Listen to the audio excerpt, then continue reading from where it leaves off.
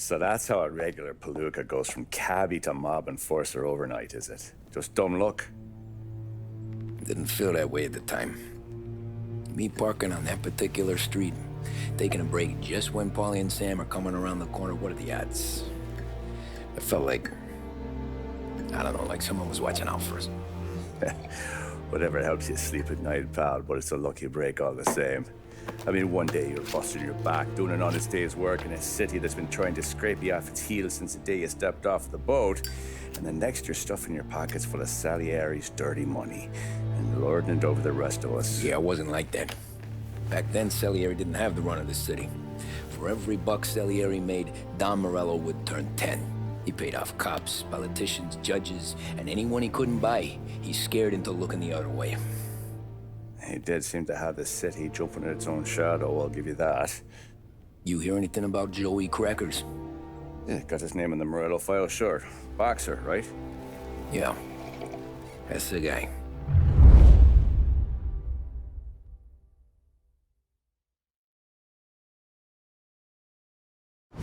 Way I hear it, Joey was just driving to the gym one morning.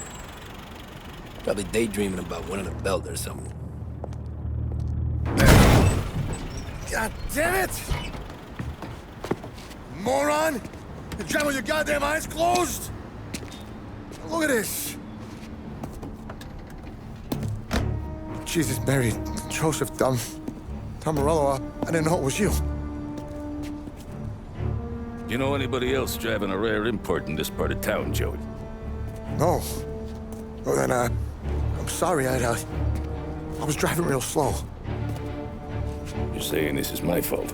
No, no, sir. I ain't never been in no accident. Well, repairs are gonna be expensive.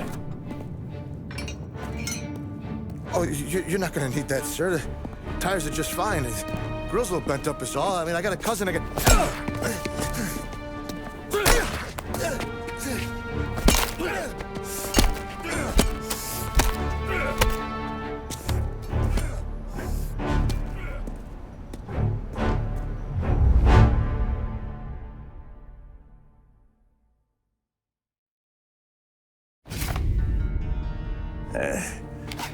Someone spun you a tale, pal. You got an informant right there says Morello made a mint every time Crackers went to the mat. That's true, too. And still, Morello left that poor sap dead in the street. Head all caved in. Don't square. Maybe the Don knew Joey's career was on the downhill. Maybe he was trying to scare some other guy into paying up. Who knows? Don Salieri chalked it up to Morello not being able to think straight when he was mad. You, have any more run-ins with Morello's crew back then? Not at first. For a couple of years after I joined up, things were quiet. We got into a few dust-ups with guys trying to muscle in, but elsewise it was just the usual routine. We're running booze, offering protection, me and the boys doing the rounds to collect, small time. But I ain't gonna lie. Most days, we was also having a bit of fun.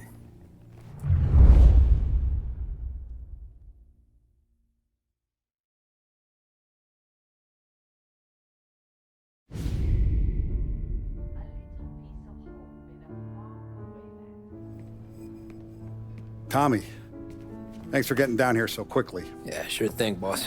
What do you need? You know, there's a race coming up. Oh, yeah. Paulie and Sam have some money on the local. Mikey Dunn. That's the guy. He's a good kid, but a bit of a scrapper. Not too smart with his money. A few years ago, Mikey comes to me asking for a loan. He wants to get new tires so he can keep racing junkers out at the quarry. I like fast cars. I figured it'll be a bit of a hobby. Turns out, Mikey's a great investment. The kid can't lose a race if he walks the track. He graduates from the junkers to gal jobs, and I start placing a few bets on him here and there. Next thing I know, I've made all my money back and more. Hey, Sam says he's the guy to beat. He was. We ran all the competition out of town. But now Ralph says there's a hotshot European entering the race, and he's got a car faster than our boys by a country mile. How much do we stand to lose? A truckload. But not just our outfit. A lot of guys from the neighborhood come to me for financial advice. They've all put money down on this kid.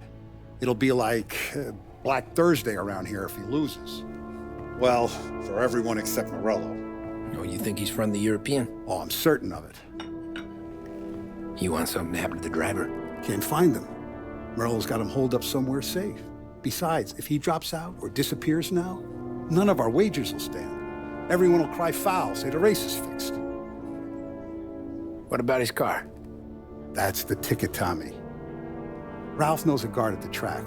You go down there tonight, you boost the European's car, bring it to one of our mechanics, and make a few adjustments, you bring the car back. Should be no problem, boss. Sarah, can I get a drink here? As soon as you're ready. Sure thing. Your pop letting you out for the race? You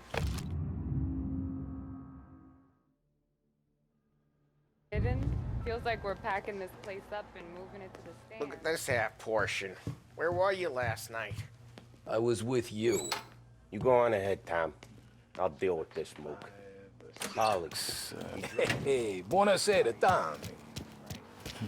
so that's a 5, a 6. Hey, Tommy. Big day coming up, right? You seen the race before? Kind of hard to miss. Salieri isn't going to let Morello break his winning streak, huh? No, sir. Gotta send him a message. So, tonight, we borrow his guy's motor from the track. My friend Bobby is a guard. For a little dough, he'll show you where it is, then look someplace else while you turn the key. I like Bobby already. Sure. Then there's this other guy, Lucas Bertone. You take the car to him down under the Giuliano Bridge. He'll, tune it a little. Make the race tomorrow more interesting. Then I take the car straight back and Bobby can stop looking someplace else. But you gotta be quick. But Bobby comes off shift at 1:30, and then the next guy, he's an ass. Oh, hey, if you need somewhere to keep your motor safe where no one can take them, feel free to use the garage. Carlo finally got around to clearing it out. Thanks. Good to know.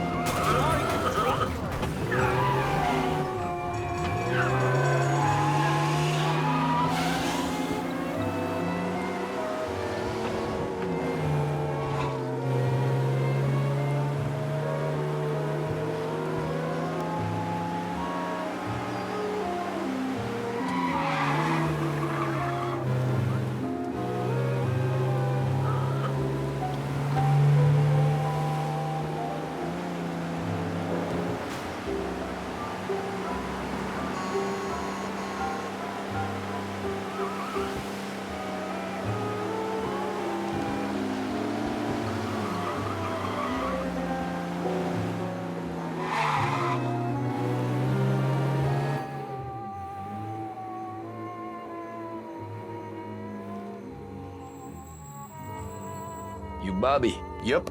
We can take your car to the garage. Place is empty. Any friend of Ralphie's a friend of mine. I mean, if you got the money, sure.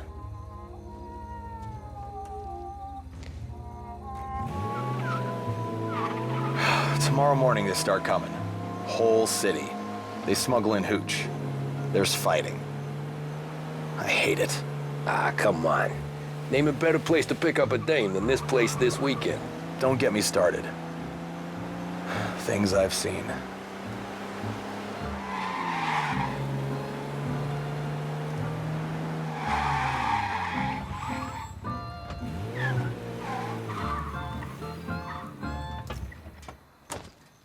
Okay, this is it.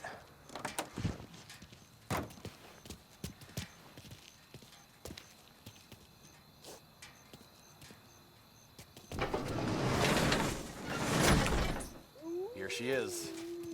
1929 Carazella C-Series. Best in class. It's a shame you gotta wreck it. They see this on the road. Cops are gonna ask questions.